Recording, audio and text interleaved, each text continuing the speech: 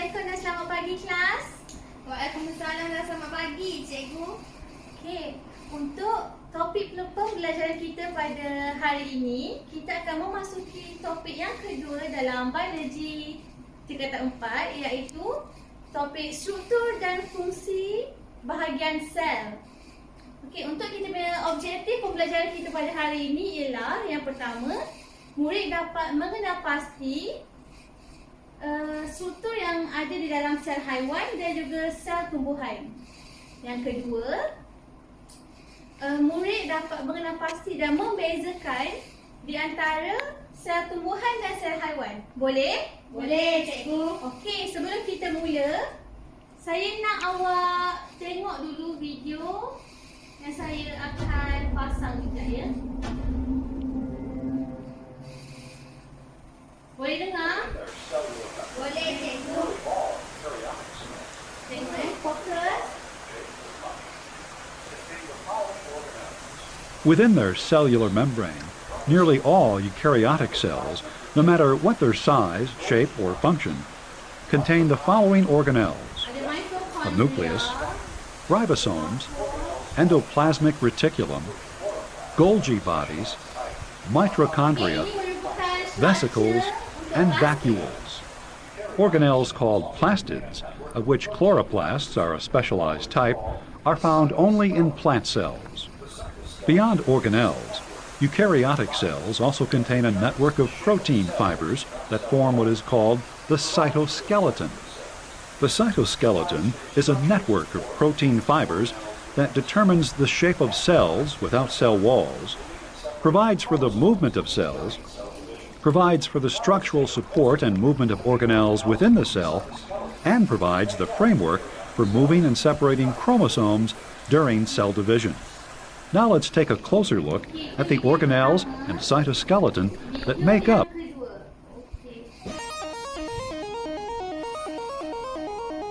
apa yang ada di dalam sel tumbuhan.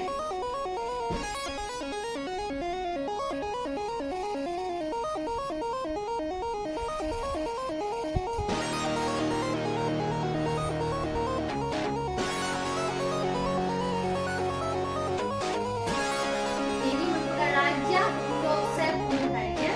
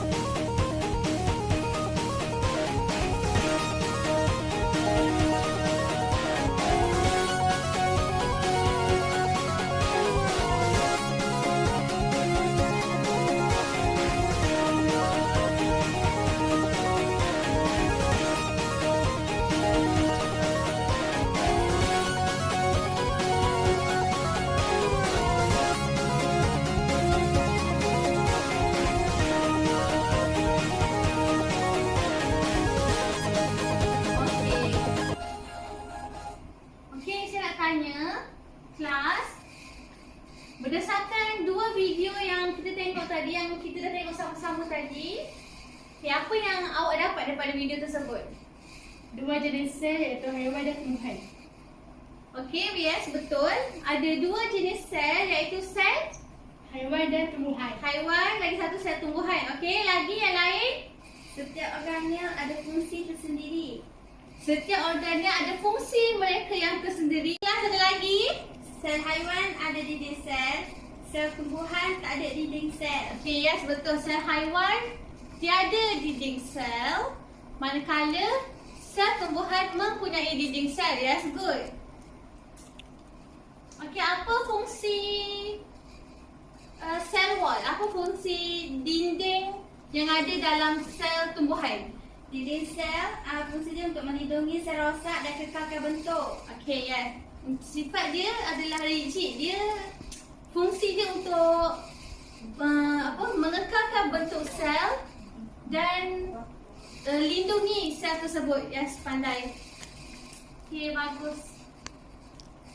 Okey, seterusnya saya akan terangkan mengenai struktur dan fungsi setiap jenis sel menggunakan PowerPoint, tidak ya? Okey, boleh tengok ke depan. Okey, bab 2, struktur dan organisasi sel. Okey, kita akan belajar dua jenis sel. Macam kita tengok tadi, ada sel haiwan dan juga sel tumbuhan. Okey, yang pertama, nukleus. Okey, nukleus ni dia merupakan organel yang besar. Dia taklah besar, tapi besar daripada organel yang lain. Dan dia juga mempunyai kepadatan yang sangat tinggi. Awak bayangkan bentuk dia macam bola golf, tapi dia kecil lah. Ini bayangkan saja. Macam bola golf. Kan bola golf berat kan? Macam itulah dia, dalam dia padat, penuh dalam dia.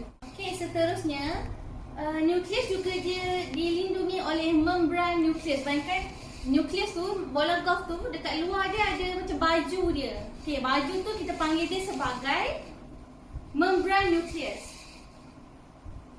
Okey, seterusnya fungsi nukleus ni dia sangat penting sebab fungsi dia adalah mengawal aktiviti sesuatu sel tersebut. Maksudnya fungsi nukleus ni adalah untuk mengawal aktiviti sel. Okey, seterusnya ini adalah bentuk nukleus. Kalau yang tadi tu bentuk nukleus di bawah mikroskop. Kalau ini bentuk nukleus yang kita boleh nampak secara jelas. Okey, ini adalah animation. Okey, macam saya cakap tadi, dia macam bola golf. Dan dekat luar dia ada macam envelope tu. Ada membran nukleus. Okey, seterusnya mitokondria. Mitokondria ni adalah sejenis organel kecil yang bentuknya adalah sfera ataupun silinder yang dia terlibat dalam proses respirasi sel. Okey kelas, fungsi mitokondria ini adalah untuk menghasilkan ATP. Ingat lagi tak ATP tu apa? Ya, cikgu. Okey, apa maksud ATP? ATP stand for what? Adenosine triphosphate, Okay, cikgu. yes, adenosine triphosphate. Yes, betul. Okay, organel seterusnya adalah jalinan endoplasma. Okay, awak kena ingat jalinan endoplasma ni dia terdiri daripada dua jenis, iaitu kasa dan licin. Yes, ada endoplasma, jalinan endoplasma kasa dan jalinan endoplasma licin. Okay, setiap dua ni dia ada fungsi yang tersendiri. Okay, endoplasma kasa dia mempunyai ribosom. Dia mempunyai ribosom yang attach, yang melekat pada badan dia. Okay, bayangkan dia macam jerawat. Okay, senang cerita, dia kasi macam jerawat. Dia melekatkan dekat muka atau badan seseorang. Macam tu juga sifat dia, ribosom ni. Okay, dia macam mana kita nak kenal pasti dia jalinan endoplasma kasa ataupun jalinan endoplasma licin. Tengok dekat dia punya permukaan dia. Kalau permukaannya ada jerawat tu, maksudnya dia kasar. So nak kita panggil dia sebagai jalinan endoplasma kasar. Ya, betul. Kalau yang licin dia smooth je, dia licin je. Okey, ni gambar dia. Kalau awak boleh tengok sini yang warna pink tu, jalinan endoplasma kasar, di mana dia bentuk dia melekuk-lekuk macam berlipat-lipat dan dia bersambung dengan nukleus. Dan jalinan endoplasma licin pula dia bersambung dengan jalinan endoplasma kasar. Okey, organel seterusnya adalah ribosom. Okey, ribosom ni adalah yang kita kata dia jerawat tadi, yang dia melekat pada permukaan jalinan endoplasma kasar. Okey, dia bentuk dia bulat, kecil je, sangat kecil, tapi dia sesuatu yang padat, bukan yang kosong. Dan dia terdiri daripada protein dan asid ribonukleik, iaitu RNA. Okey, dia ada dua, sama ada dia melekat di jalinan permukaan kasar ataupun dia hidup bebas di dalam sitoplasma. Okey, gambar yang bawah tu adalah ribosom yang kita tengok bawah mikroskop. Okay, bawah mikroskop memang kita akan nampak dia warna hitam dan putih. Dia tak ada warna-warna. Kecuali kalau you letak warna lah kat dia. Kalau you letak warna biru, dia jadi warna biru. Okay, macam tu. Okay, ni adalah bentuk gambar rebosan yang orang lukis ya. Kalau you tengok bawah mikroskop, you tak akan nampak warna yang macam ni, yang cantik macam ni. Okay, yang bulat tu adalah protein. mRNA tu yang chain tu, yang paling panjang, yang bulat tu. Okay, itu adalah mRNA. Okay, seterusnya jasad Golgi. Okay, jasad Golgi ni dia terdiri daripada kantung pipih yang disusun secara selari. Selari tu maksudnya yang first layer macam ni, second layer macam ni, dia sama. Dia tak ada satu macam ni, tak ada. Dia sama, dia selari. Dan dia tidak bersambung. Okey, kalau yang jaringan endoplasma tadi dia bersambung, dia macam lekukan yang bersambung kan. Kalau yang jasad Golgi ni pula sifat dia tidak bersambung, sifat dia satu macam tu ya.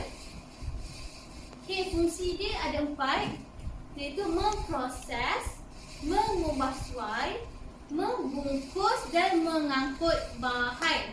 Kena ingat ada 4. Bahan apa? Bahan kimia seperti protein, karbohidrat dan glikoprotein. Okey, ini gambar yang saya kata tadi. Kalau awak tengok betul-betul, struktur dia tidak bersambung. Okey, dia satu baris. Okey, seterusnya adalah centriole. Centriole ni dia centriole ni dia tak wujud dekat dalam sel tumbuhan. Dia hanya ada di dalam sel haiwan. Yes, betul. Okay, dia terdiri daripada microtubule complex dan bentuknya adalah seperti silinder kecil dan dia wujud secara berpasangan di dalam sel haiwan. Maksudnya setiap sel haiwan akan ada 2 centriole. Fungsi dia adalah membentuk gentian gelendong semasa pembahagian sel di dalam haiwan. Yes, pandai. Okey, ini bentuk centriole. Kalau awak tengok betul-betul, bentuk dia dari atas kita nampak dia macam bintang. Okey, lebih kurang bintang lah. Kalau dari sisi, kita nampak dia macam straw yang kita susun banyak-banyak, kita buat bentuk bulat. Macam tu. Okey. Itu kita panggil dia sebagai Centriole.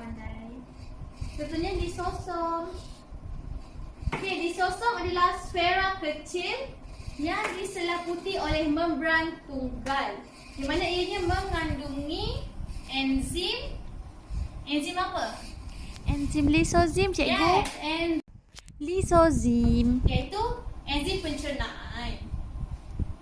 Okey, di mana tugasnya adalah untuk hydrolyze molekul organik kompleks seperti protein, asid nukleik dan lipid. Okey, fungsi yang kedua adalah mengurangkan bakteria dan komponen sel yang rosak. Maksudnya kalau sel-sel yang rosak, dia tak akan duduk je dalam tu penuh. Kalau yang rosak, dia akan diuraikan oleh lisosom dengan bantuan enzim pencernaan, iaitu enzim lisozim. Okey, ni bentuk lisosom dia. Kalau awak tengok bentuk dia macam kalau yang ni, yang belah sini bentuk dia macam bola. Kalau yang sebelah tu, kalau kita buka atas dia, kalau kita potong, bentuk dia macam mangkuk yang dalam dia ada biji-biji macam apa? Coco Crunch yang bulat-bulat tu. Macam tu.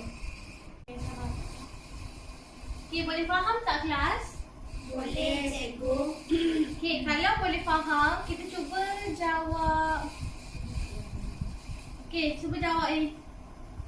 Okey, yang pertama tu gambar rajah apa? Nucleolus. Yes, nucleolus. Yang kedua adalah Nucleus. Nucleus. Okey, yang ketiga Jalinan endoplasma kasar. okey, yes, jalinan endoplasma kasar. Okey, nak tahu dia kasar ke licin, yang saya cakap tadi, tengok dia punya permukaan. Kalau ada biji-biji tu, ada ribosom, maksudnya itu namanya jalinan endoplasma Kasar. Kasar, yes. Okey, yang keempat, Lisosom. Lisosom, betul. Okey, pandai. Okey, seterusnya nombor 5. Nombor 5 merupakan khabar rajah bagi apa kelas? Ribosom. Nombor 5, ya, ribosom. Nampak sebab dia pada jalinan endoplasma kasar, betul. Okey, nombor 6 apa yang dia tidak bersambung, dia berlapis-lapis tidak bersambung. Itu namanya Jasad Golgi. okey, pandai. Jasad Golgi. Yang ketujuh. Yang ketujuh apa kelas? Plasma. Ya, plasma membrane, pandai. Okey, seterusnya yang ke-8 apa? Dia bersambung dengan jalinan endoplasma kasar. Ini merupakan nombor 8. Jalinan endoplasma licin. Okey, pandai. Dia jalinan endoplasma licin. Seterusnya nombor 9 apa? Mitokondria. Yes, mitokondria. Sebab kalau kita tengok kat sini, bentuk dalam dia macam berliku-liku. Dan bentuk luarnya adalah silinder. Okey, itu namanya mitokondria. Seterusnya nombor 10 atas tu apa kelas? Vesicle. Okey, pandai vesicle. Nombor 11. Siti, nombor 11. Sitoplasma. Nombor 11 adalah sitoplasma, ya. Pandai. Sitoplasma. Seterusnya nombor 12 apa? Nak cepat. Lisosom. Okey, pandai. Dia merupakan lisosom. Dan betul dalam dia tu ada macam sesuatu yang keluar. Itu merupakan enzim lisozim, betul. Okey, yang terakhir 13 ni gambar apa yang saya kata bentuknya macam straw panjang tu apa? Centriole. Ya, pandai. Centriole. Okey, kalau dah boleh kita akan move kepada komponen di dalam sel tumbuhan. Okey, yang pertama. Okey, yang ini hanya di dalam sel tumbuhan sahaja ada. Okey. Okey, yang pertama adalah vakuole.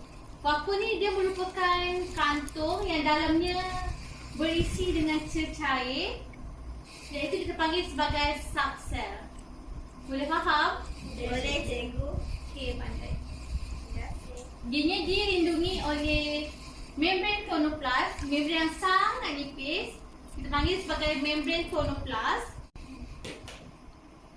Okey, dalam setengah sel haiwan ada juga vakuole tapi sangat kecil.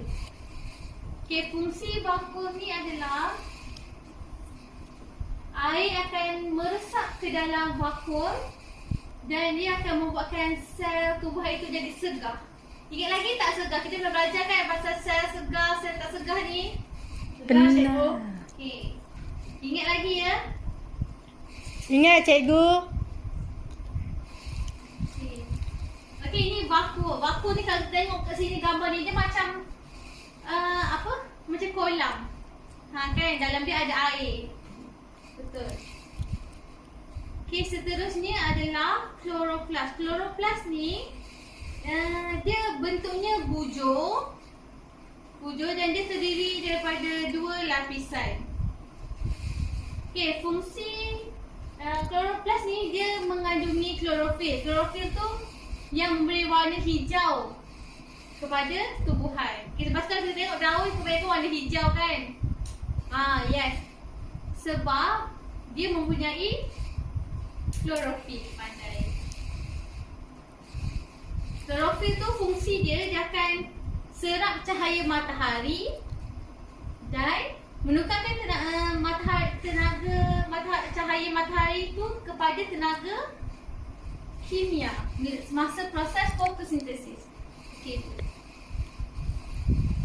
Okey, ini bentuk chloroplast. Senang kita nak kena pasti chloroplast ni adalah dia bentuknya bujur dan dalam dia macam ada duit shilling. Duit shilling kita susun tinggi-tinggi macam tu kan? Macam ni lah bentuknya. Duit shilling tu kita panggil dia sebagai tilapot. Okay, itu nanti kita akan belajar. Okay, seterusnya sitoplasma. Sitoplasma ni dia merupakan medium yang ada di dalam sel ni dan dia punya struktur dia macam jelly. Macam jelly kita makan kan. Jadi dia mengandungi komponen-komponen sel yang terampai. Okey.